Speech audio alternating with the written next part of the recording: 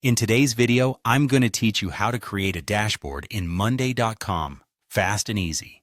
Whether you're new to Monday.com or just looking to streamline your workflow, setting up a dashboard can significantly enhance your productivity and give you greater oversight over your projects. So let's dive right in and get started. First, open up your Monday.com account and let's locate the plus add button on the left sidebar.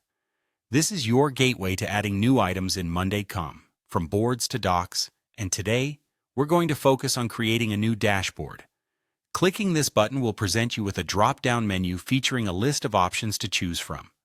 Next, from this drop-down menu, select New Dashboard. This choice will begin the process of setting up a brand new dashboard for your projects.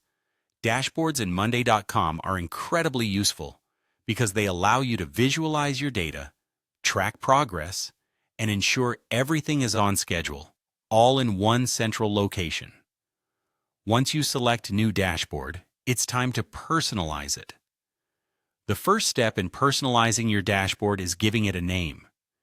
Choosing a descriptive name will help you and your team easily identify what the dashboard is for at a glance.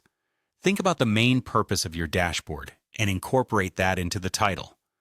After naming it, you'll want to link it to one or more boards. This step is crucial because it determines where your dashboard pulls its data from. You can connect multiple boards if your dashboard needs to reflect data from various projects. Simply select the boards that you want to include, ensuring they align with your dashboard's goals. With your dashboard named and linked to the appropriate boards, you will see the option to create dashboard.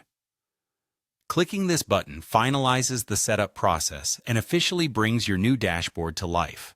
From here, you're free to explore the customization options available, tailoring widgets to meet your specific needs.